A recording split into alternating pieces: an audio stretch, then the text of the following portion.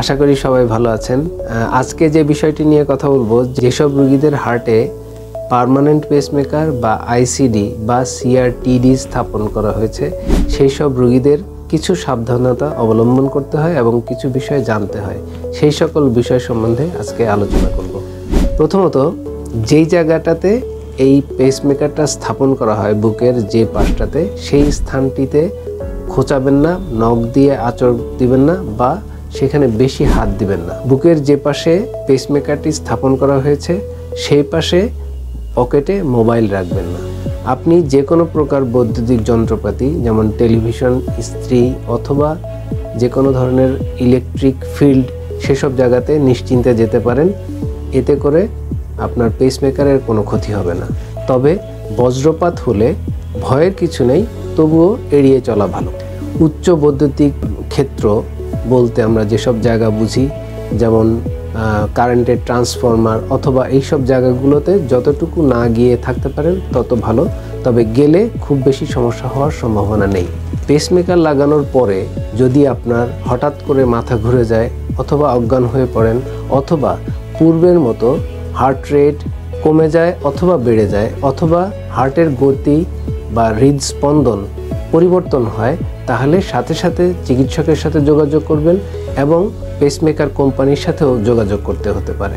সবসময় পেসমেকার লাগানোর সংক্রান্ত যে আইডি অথবা কাগজপত্র সাথে রাখবেন।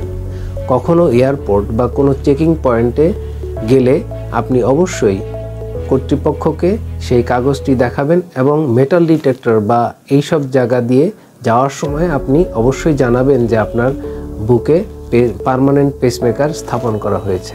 যে কোনো ধরনের অপারেশনের পূর্বে অবশ্যই চিকিৎসককে আপনার বুকে স্থাপনকৃত পেসমেকার সম্বন্ধে বলবেন এবং সমস্ত কাগজপত্র চিকিৎসককে দেখাবেন। পেসমেকার স্থাপনের পর যেই দিকে আপনার পেসমেকারটি স্থাপন করা হয়েছে সেই দিকের ঘা শুকানোর পর আপনি কতদিন পর স্বাভাবিকভাবে সেই হাত দিয়ে কাজ করতে পারবেন বা ভারী ওজন বহন করতে পারবেন, সেই ব্যাপারে চিকিৎসকের সাথে অবশ্যই পরামর্শ করে নেবেন এবং আপনার শরীরের সক্ষমতা অনুযায়ী সেই হাত দিয়ে ভারী কাজ করতে পারবেন। একটা সময় পর, কিছুদিন পর যখন এটা নর্মাল হয়ে আসবে, তখন আপনি এটা নিয়ে আর চিন্তা করতে হবে না এবং যেই পাশে পেসমেকার স্থাপন করা হয়েছে সেই পাশে কাত হয়ে শুয়ে থাকতে পারবেন, এতেও কোনো অসুবিধা নেই। বুকের যে পাশে পেসমেকার স্থাপন করা হয়েছে সেই পাশের হাত 2 মাস মাথার উপরে তুলবেন না।